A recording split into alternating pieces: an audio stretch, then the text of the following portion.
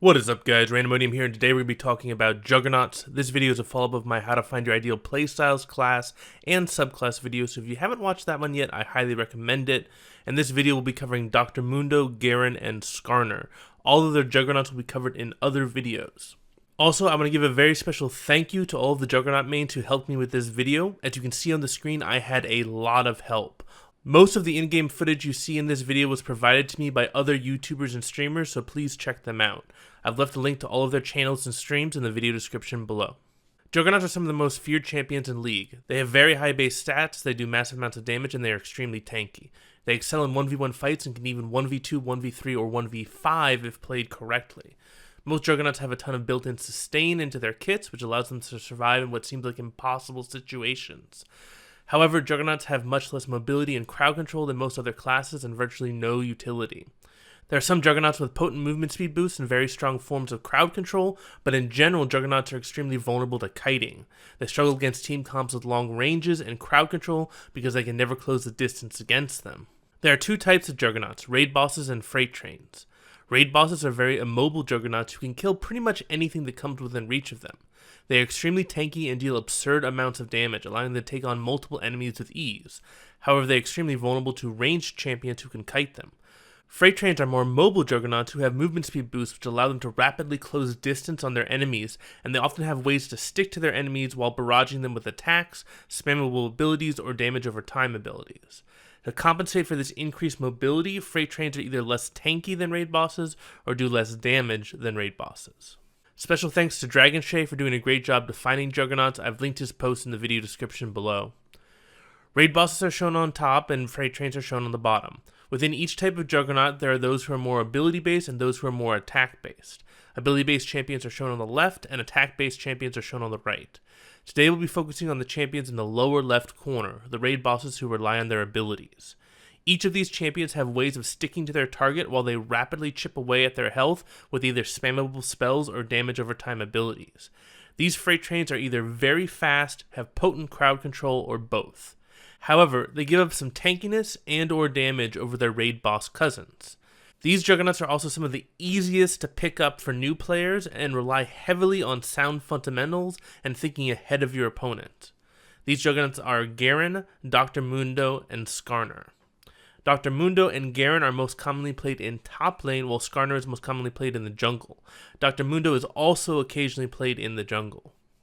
Mundo will go where he pleases. Dr. Mundo, the madman of Zaun. No one knows the origins of Mundo, only that when he was a child he mysteriously appeared at a Zaun asylum for the irreparably troubled. Even among these more eccentric souls, Mundo was considered completely insane, and the other inmates kept their distance away from him. The doctors, however, were fascinated with Mundo. Was he born with this purplish hue and freakish size, or was he somehow transformed? If he was born this way, then who could have given birth to such a creature?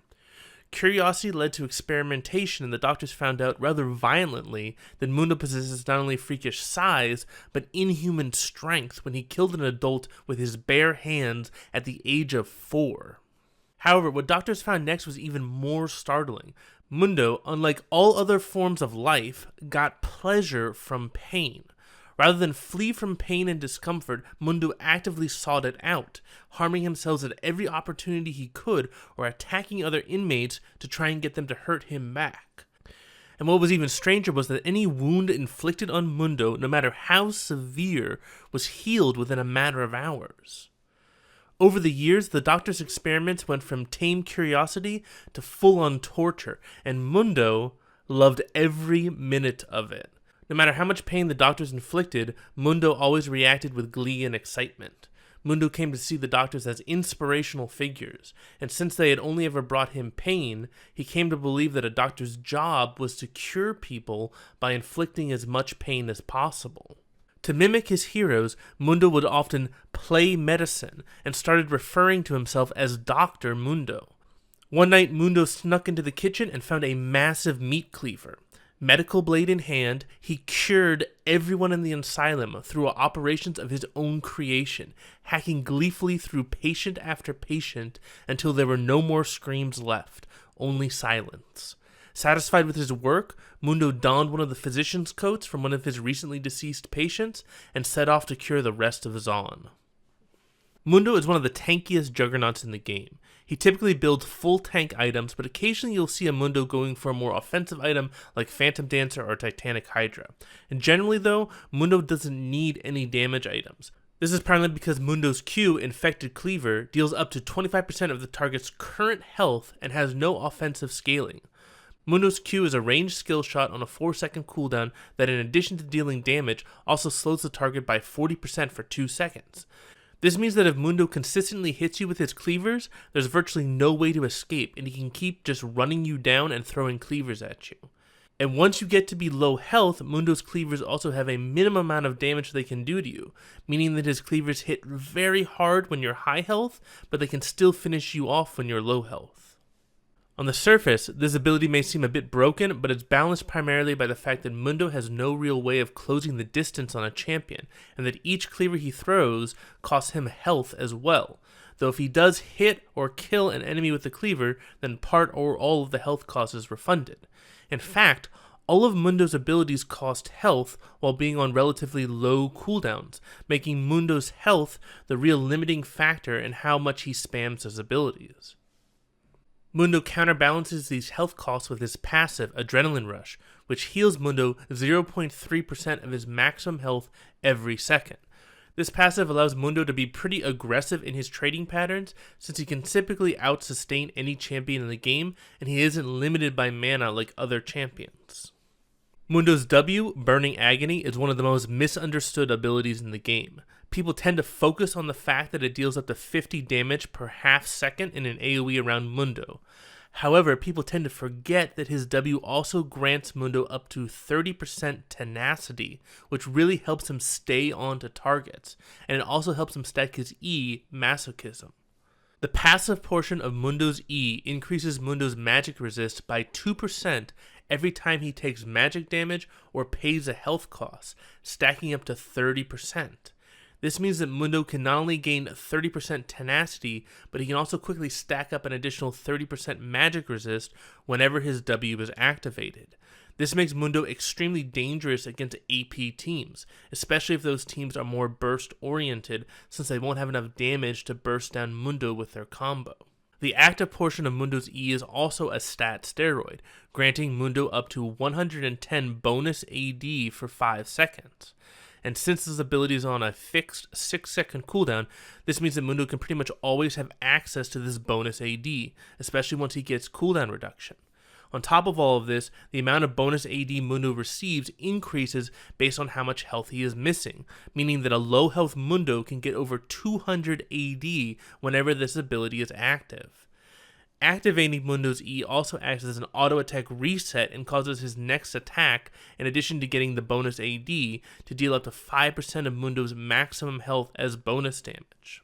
These massive amount of stat steroids on top of the cleavers dealing 25% of the target's current health means that Mundo can deal out a lot of damage while simultaneously building full tank.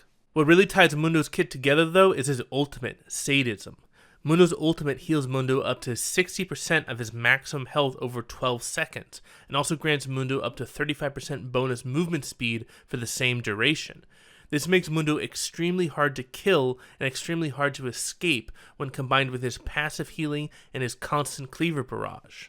However, activating this ultimate costs Mundo 20% of his current health, so it's extremely important that you don't activate it too early or you'll wind up dealing a lot of damage to yourself. On the flip side, activating his ultimate too late will mean that the enemy can burst through your healing and still kill you before you're able to get your health back. Activating your ultimate at the ideal time to either kill off low health enemies or avoid dying is a crucial skill that you need to learn with Mundo. Currently, Grasp of the Undying is by far the most popular keystone on Mundo. Unflinching in the Resolve tree is also very popular since it gives Mundo additional tenacity and slow resistance. For items, there's only one item that is absolutely essential on Mundo, Spirit Visage. Who would have guessed that an item that increases healing by 30% would be good on a champion who revolves around regenerating health? On top of Spirit Visage, Warmog's armor in either Sunfire Cape or Cinderhulk are also extremely common. Some people also really like Phantom Dancer on Mundo since it gives him more movement speed, it allows him to ghost through minions, it gives him some needed attack speed, and also gives him some additional damage reduction. The biggest things that counter Mundo is % health damage from items like Blade of the Ruined King or Blood Razor, and Grievous Wounds. Grievous Wounds cuts Mundo's healing by 40%, significantly reducing the life he can heal from his passive and his ultimate, and making his health costs on his abilities much more painful. Overall, Mundo is a power fantasy. He's basically the Incredible Hulk of League, able to withstand massive amounts of punishment and dish it out as good as he gets it. He has a massive amount of stat steroids and unmatched regeneration abilities, while simultaneously being one of the best champions in the game at catching low health enemies with cleaver after cleaver. I will fight as long as I stand! Garen, the Might of Demacia. Garen is one of the few League of Legends champions who's just a normal guy. He doesn't have any magical powers, he doesn't have some special legendary weapon, and he doesn't have any hex tech technology that helps him level the battlefield. He's just a warrior with a massive sword and some armor that dampens magical attacks against him. Garen is the everyman, an inspiration that with discipline and hard work, even a mortal man can become a legend. Born to the Crown Guard family, Garen was charged with a lifelong responsibility to protect the king and the king's family. It is a responsibility that Garen has never taken lightly. From a young age, Garen devoted every waking moment to the art of war, forsaking close friendships and romantic relationships. Through years of training, Garen grew into the greatest of Demacian warriors, perhaps the greatest Demacian warrior of all time. Garen became known for his absolute fearlessness, risking life and limb to save allies or defeat his enemies. Garen also became known for his immense humility and moral code, treating even enemies with respect and always giving back time and money to the Demacian community, especially the families of fallen soldiers. However, Garen also carries two great burdens. Magic is forbidden within Demacia, and yet his sister, Lux, has shown signs that she was born with magical powers. Garen's two greatest loves are his country and his family, but if Lux was ever confirmed to be a magic user, he would have to choose between them.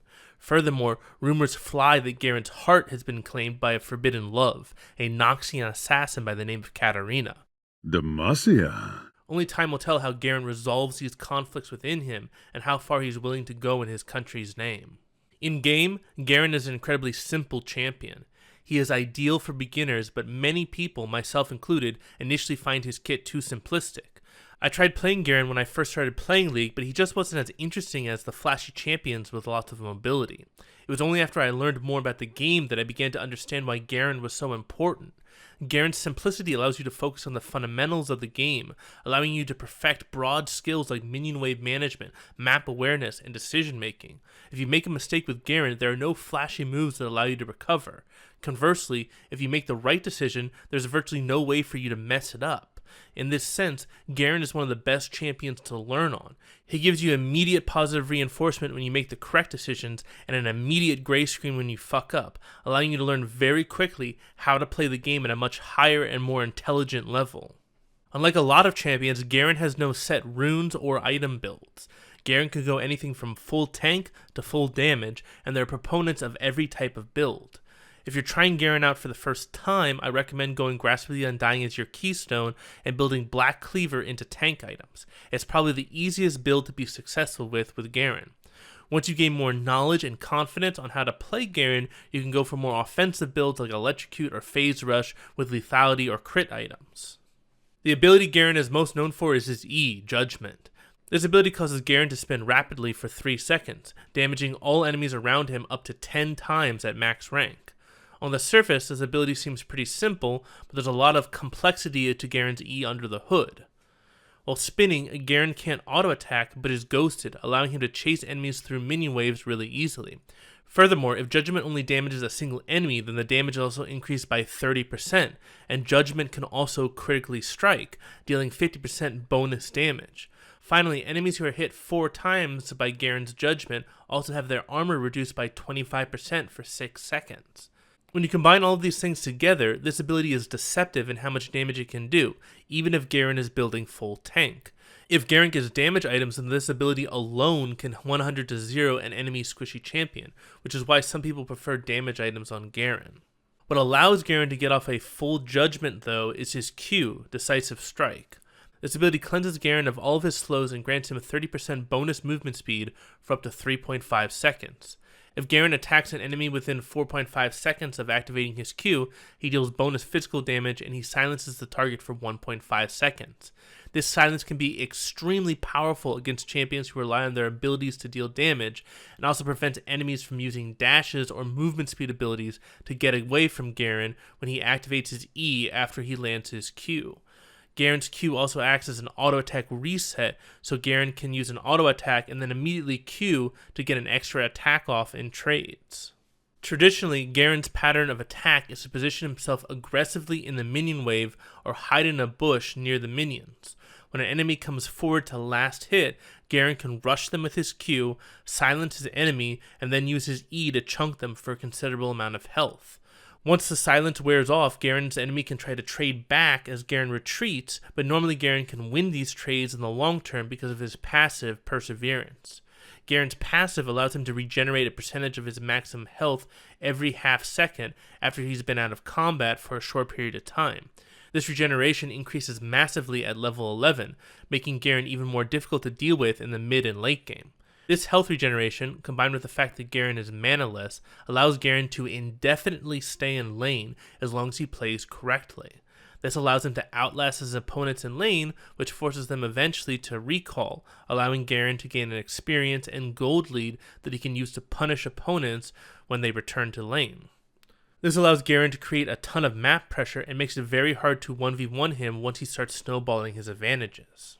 Garen's W, Courage, is probably Garen's least interesting ability on paper, but it can be extremely important in succeeding with Garen.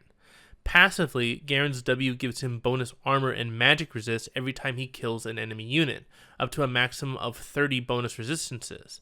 This basically gives Garen an extra 1,140 gold worth of defensive stats once he hits 120 CS. However, Garen's active can be potentially even more powerful. When activated, Garen reduces all damage by 60% and gains 60% tenacity for 0.75 seconds.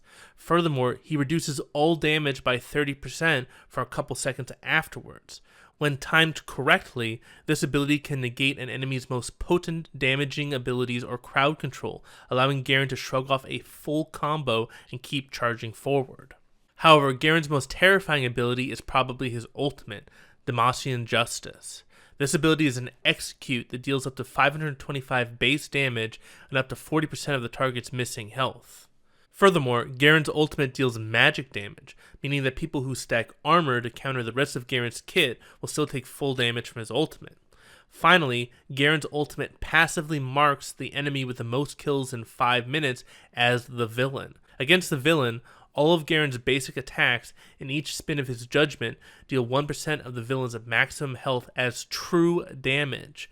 This means that if Garen gets a full judgment off on the villain, he can deal an additional 10% of the target's maximum health as true damage on top of judgment's normal damage. And to make matters worse, Garen's ultimate deals true damage instead of magic damage if he casts it on the villain. This mechanic allows Garen to be extremely effective against the most fed member on the enemy team, and gives Garen a mechanic by which he can equalize the fight when his team is behind.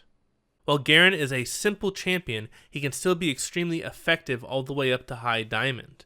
If you build him tanky, he's near impossible to kill with his passive and his W, and he can still deal a surprising amount of damage. If you build him with more offensive items, he can deal a scary amount of damage while still being able to take a decent amount of damage. Regardless of how you play him, Garen is a great champion to either learn how to play League of Legends or to get much better with your fundamentals. I will tear them apart. Skarner, the Crystal Vanguard. Skarner's lore is some of my favorite in League because it foreshadows so much and it ties a ton of the world together. Skarner is a member of the Brackern, a race of crystalline scorpions known for their great wisdom and deep connection to the land. Brackern gained their immense wisdom by passing down life crystals from generation to generation, which hold the living thoughts and memories of their ancestors. Each Brackern fuses their consciousness with a crystal in an elaborate ritual, bonding with all Brackern who fused with the stone previously. Not only does this give the Brackern the memories of previous lives, it also gives them powerful magical abilities. When the Rune Wars occurred, the Bracken dug deep into the earth to avoid the devastation, entering a state of hibernation. Skarner was the most powerful of his kind and last to enter the hibernation, ensuring the rest of his kin were safe in their slumber. Skarner, because of his immense power and ferocity, was tasked with burying himself close to the surface, to awaken first and defend the others in case of danger. Skarner and his brethren slept for hundreds of years, perhaps even millennia, before they were woken by explosions. Skarner burst forth from the sand to a horrific sight, robbers prying the life crystals from his kin's bodies. Skarner lashed out at them with pincers and stingers, and though he killed many, some of the bandits got away, carrying the life crystals of his kin.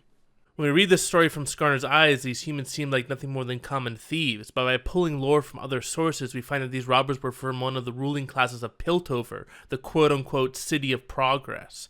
Furthermore, we find out that the woman leading this raid on the Bracken was none other than Camille's great-great-aunt. The stolen Bracken crystals went on to become the first Hextech crystals, and were responsible for Piltover's rise to power as well as the technological revolution of Hextech. The crystal that lies within Camille's heart is in fact a Bracken life crystal, still holding the consciousness of a Bracken inside. This story brings incredible complexity and realism to the world of Valorant. On one hand, the technological revolution of Hextech was a great leap forward in human achievement. On the other hand, though, it destroyed a peaceful and sentient species in the Bracken.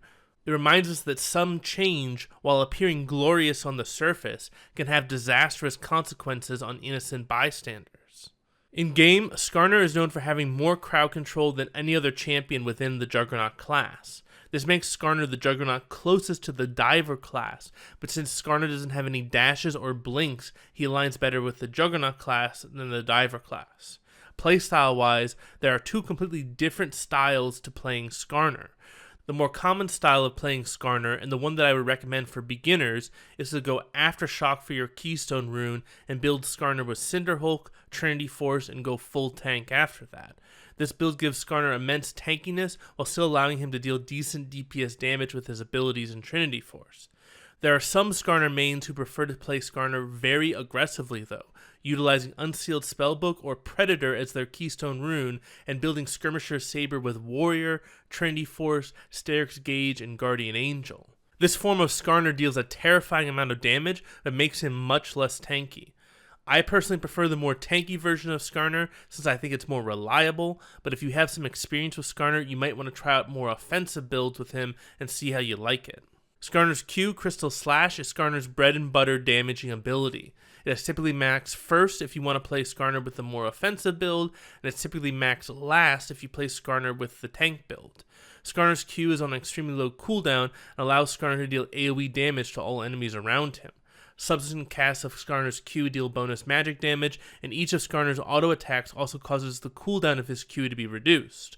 Because his Q has an extremely low cooldown, this ability pairs extremely well with Trinity Force, which is why Skarner buys this item in nearly all matchups. The only time Skarner doesn't grab Trinity Force is when he wants to go for Iceborne Gauntlet for increased tankiness and crowd control. Skarner's W, Crystalline Exoskeleton, is always maxed second.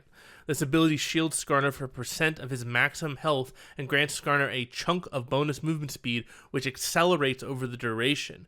This is Skarner's only way to gap close, so proper timing of this ability is essential to succeeding with Skarner. Skarner's E, Fracture, is Skarner's primary but not most powerful form of crowd control. This skill shot deals magic damage to anyone it hits and slows them for up to 50% for 2.5 seconds, allowing Skarner to close the distance on them. If Skarner hits the champion within 5 seconds, he deals bonus physical damage and he stuns the target for 1.5 seconds. When playing tank Skarner, this is the ability you want to max first because it maximizes your crowd control. However, if you're playing damage Skarner, then this is the ability that you want to max last. What Skarner is most known for though is his ultimate, Impale. This ability is a point-and-click 0.25 second root followed by a 1.75 second suppression.